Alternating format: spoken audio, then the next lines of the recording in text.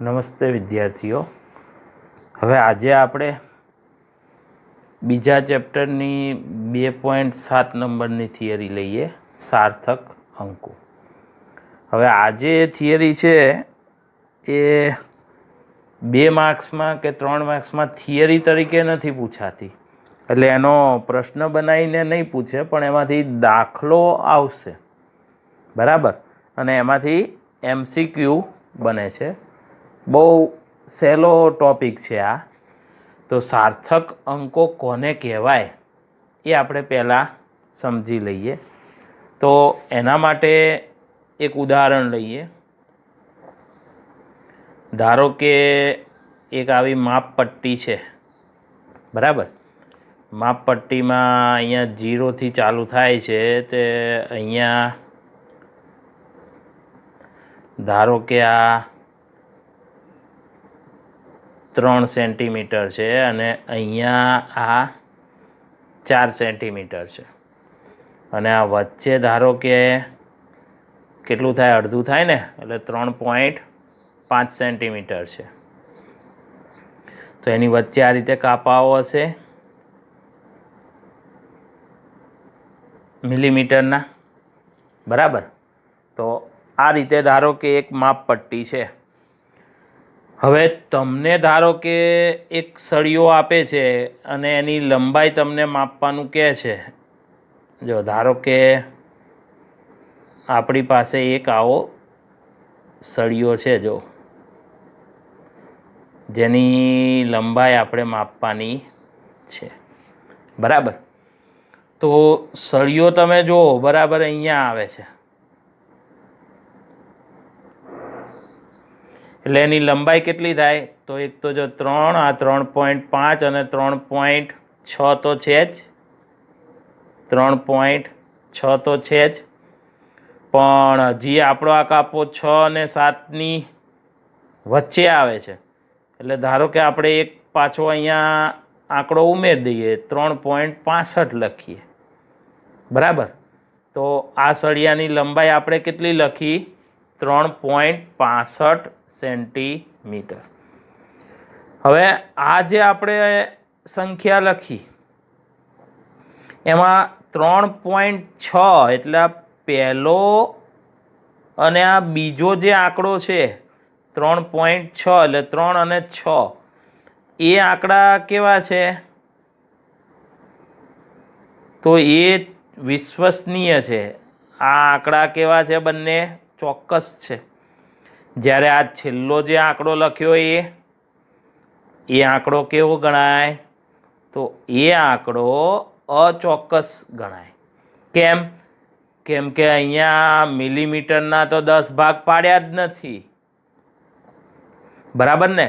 ખાલી મિલીમીટર છે, આ 6 છે પોઈન્ટવાળું, એ મિલીમીટર છે, પણ મિલીમીટરના વચ્ચે આ 6 અને 7ની વચ્ચે કંઈ આંકડાઓ જ નથી, એટલે આપણે આ એમનેમ 5 લખ્યા છે, બરાબર?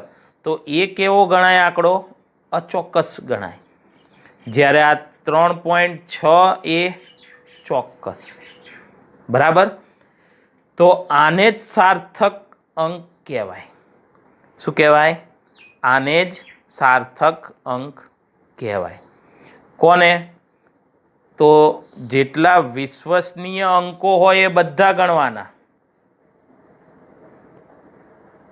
વિશ્વસનીય અંકો, અને એના પછી એક આંકડો કેવો ગણ્યો? અચોક્કસ. એટલે વિશ્વસનીય અંકો અને પ્રથમ અચોક્કસ અંકથી બનતી સંખ્યાને સાર્થક અંકો કહે છે. હજી જો તમે ધારો તો અહીંયા 3.65 હતું, હજી તમને એમ થાય કે ભાઈ અહીંયા એક બીજો ચોકડો કે તગડો કે મૂકી દો, બરાબર? પણ એ સાર્થક અંકમાં ગણાશે નહીં.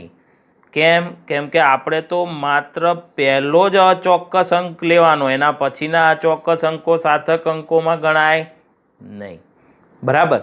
તો આમાં સાર્થક અંકો કેટલા થયા? 3.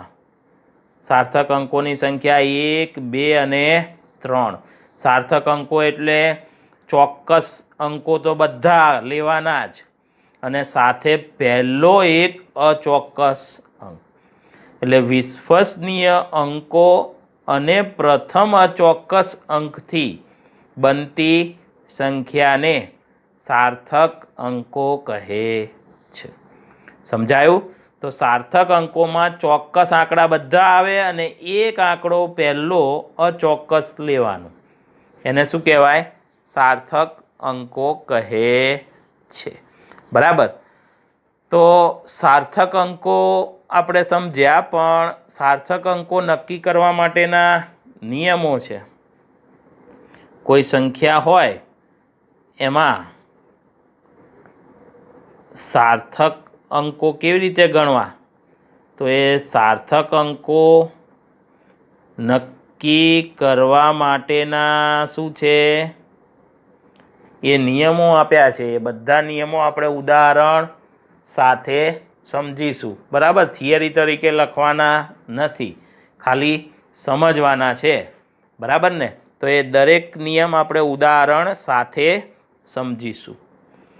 ચલો, એમાં એક નિયમ પહેલો એવો આપ્યો છે કે કોઈ સંખ્યા હોય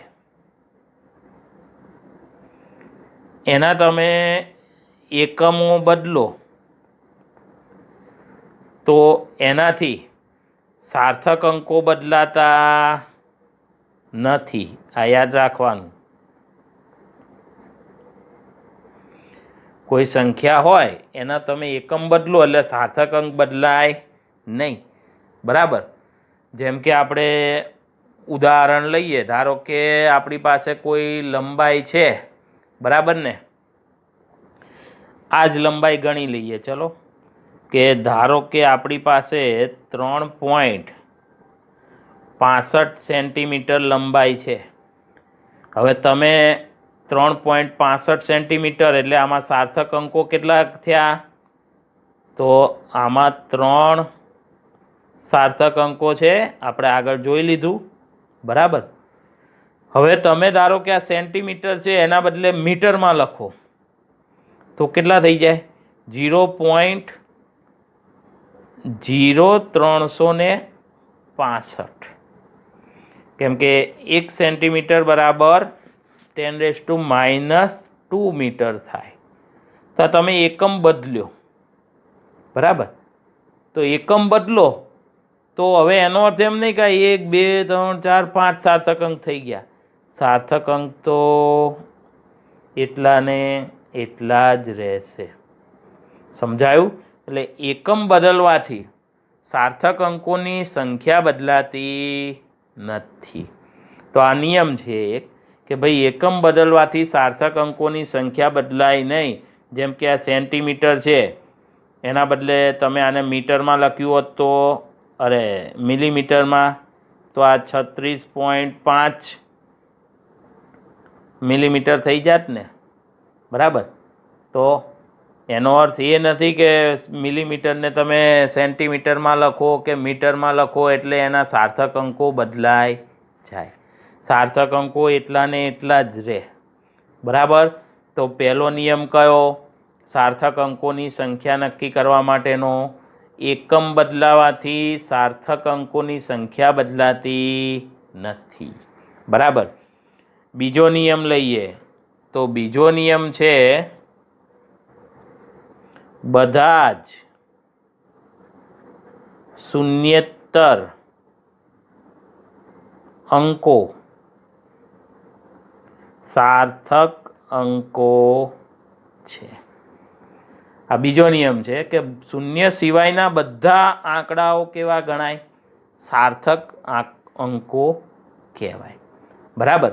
સમજાયું? પણ આ દશાંશ ચિહ્ન ના હોય ત્યારે આ ધ્યાનમાં લેવાનું કે દશાંશ ચિહ્ન તમારે હોય અને ના હોય એના માટેના પાછા બે નિયમો અલગ છે. પણ એમાંય આ આપણું ધ્યાનમાં લેવાશે જ કે શૂન્ય સિવાયના બધા જ અંકો સાર્થક અંકો છે. બરાબર? ચલો, પછી દશાંશ ચિહ્ન હોય તો શું ગણવાનું? ધારો કે આવું કોઈક ઉદાહરણ છે, 32.08 મીટર લંબાઈ આપી છે, તો આમાં જો દશાંશ ચિહ્ન એટલે પોઈન્ટ છે, તો પછી આમાં 4 સાર્થક અંકો ગણાશે. કેટલા ગણાશે? 4. તો આમાં સાર્થક અંકોની સંખ્યા કેટલી મળી? 4. કેમ કે નિયમ છે કે સંખ્યામાં જો દશાંશ ચિહ્ન હોય તો શૂન્ય સિવાયની બે સંખ્યાની વચ્ચેના શૂન્યો હોય એ બધા પણ સાર્થક અંકો ગણાય. એટલે ધારો કે આવું હોત ને 3.008, તો બી આમાં સાર્થક અંકો કેટલા થાત? 4. કેમ કે શૂન્ય સિવાયની જે સંખ્યા હોય એની વચ્ચેના બધા શૂન્યો સાર્થક અંક ગણાય. શેના માટે આ નિયમ છે? તો આ દશાંશ ચિહ્ન માટે નિયમ છે. અને દશાંશ ચિહ્ન વગરે આ ચાલે હો. દશાંશ ચિહ્ન વગરે આ 3008 આવું લખ્યું હોત તો આ વચ્ચેના બે જીરો એ સાર્થક અંકો જ ગણાય. તો સાર્થક અંકો કેટલા આ સંખ્યામાં? 4. અહીંયા કેટલા? 4. અહીંયા કેટલા? 4. તો સાર્થક અંક માટેનો આ બીજો નિયમ. ત્રીજો નિયમ આમ તો કયો કહેવાય? કે શૂન્ય સિવાયની બે સંખ્યા હોય એની વચ્ચેના બધા જ શૂન્યો સાર્થક અંક કહેવાય છે. બરાબર સમજાયું? શૂન્ય સિવાયની કોઈ પણ બે સંખ્યાની વચ્ચેના બધા જ શૂન્યો પણ સાર્થક અંક ગણાય છે. બરાબર. ત્યાર પછી ચોથો નિયમ આપણે લઈએ. ધારો કે આપણી સંખ્યા 1 કરતાં નાની છે. બરાબર. તો 1 કરતાં નાની એટલે આમ હશે 0. ધારો કે 0.3208 આવું લખ્યું છે. તો પછી આ જમણી બાજુના શૂન્યો એ સાર્થક અંક ગણાય નહીં. એટલે આ સાર્થક અંક નથી. આ 4 તો ખરા. બરાબર ને? એટલે જ્યારે સંખ્યા 1 કરતાં નાની હોય ત્યારે દશાંશ ચિહ્નની જમણી બાજુના શૂન્ય સાર્થક અંકો નથી. એટલે ધારો કે આમ લખ્યું હોત ને 3032, તો આ શૂન્ય એટલે દશાંશ ચિહ્ન એની જમણી બાજુના 3 શૂન્યો આ સાર્થક અંકો ગણાય નહીં. તો આમાં સાર્થક અંકો કેટલા છે? માત્ર અને માત્ર 2 જ ગણાશે. બરાબર. એ રીતે જો આવું હોત 0.00, તો આમાં સાર્થક અંકોમાં આ દશાંશ ચિહ્નની જમણી બાજુના શૂન્યો ગણાય નહીં. એટલે કેટલા સાર્થક અંકો છે આ સંખ્યામાં? 3. સમજાયું? તો સાર્થક અંક માટેનો આ ચોથો નિયમ છે કે જ્યારે સંખ્યા 1 કરતાં નાની હોય ત્યારે દશાંશ ચિહ્નની જમણી બાજુના શૂન્યો સાર્થક અંકોમાં ગણાશે નહીં. બરાબર. પછી એના પછી પાંચમો નિયમ કે ધારો કે દશાંશ ચિહ્ન વગરની સંખ્યા છે. આ દશાંશ ચિહ્ન વગરની આવી સંખ્યા છે મીટર. તો દશાંશ ચિહ્ન વગરની સંખ્યા હોય ત્યારે આ જમણી બાજુના છેલ્લા જે શૂન્યો હોય એ સાર્થક અંકો ગણાય નહીં.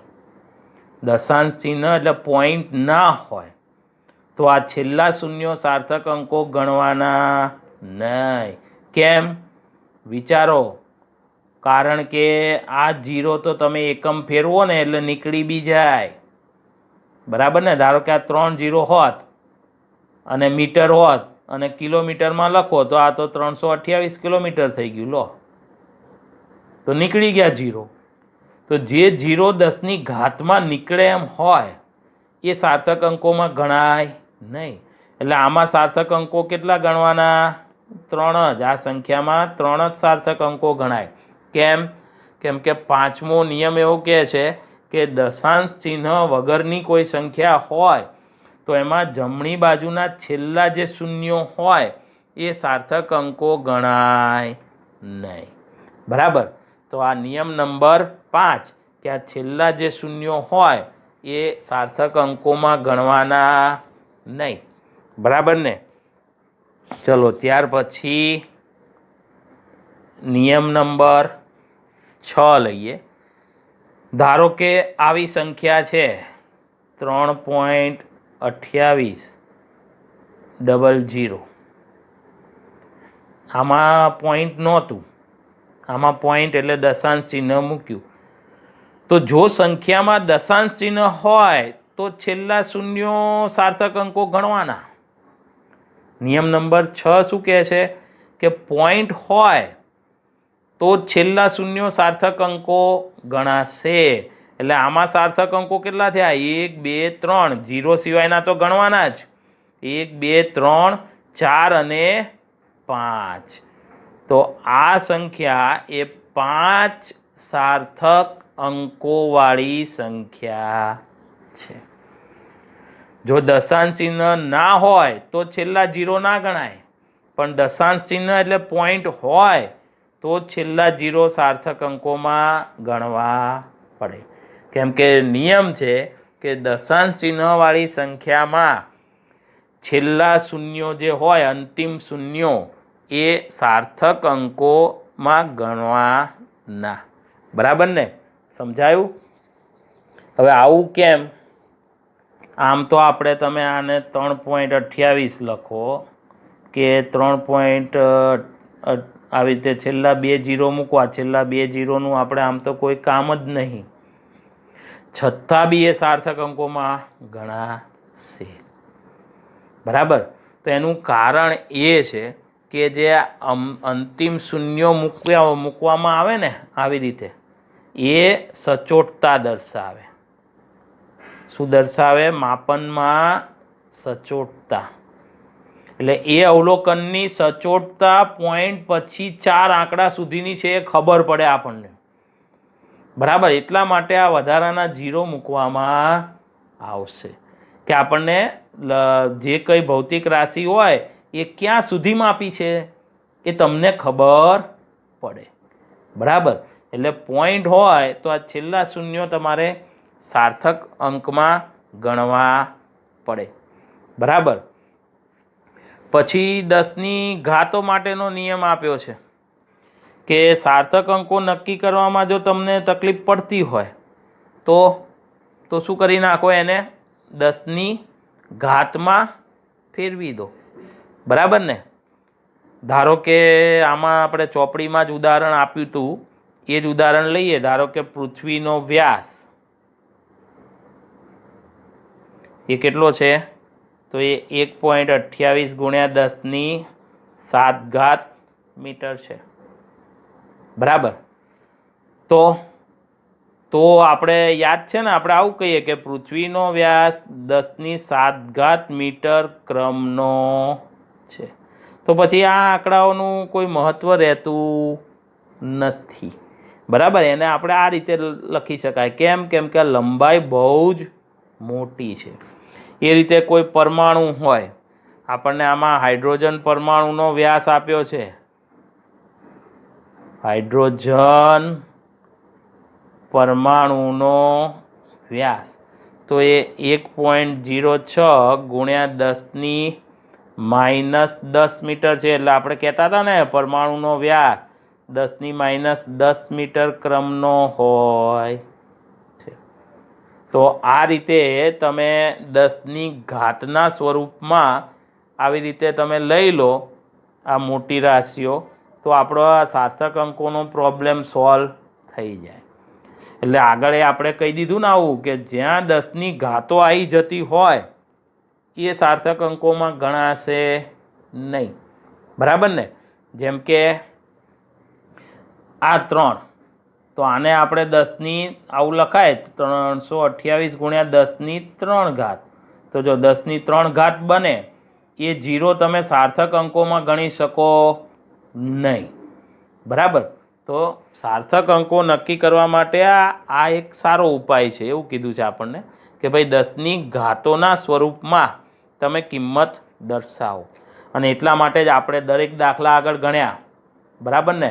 આપણો જવાબ 328 હોય તો આપણે 328 નથી લખતા, આપણે 3.28 ગુણ્યા 10ની 2 ઘાત લખતા હતા. એનું કારણ જ આ કે સાર્થક અંકો સહેલાઈથી નક્કી કરી શકાય. એટલે હજી બી ધ્યાન રાખવાનું, આપણે હંમેશા જવાબ એક આંકડા પછીના પોઈન્ટમાં જ મૂકીશું.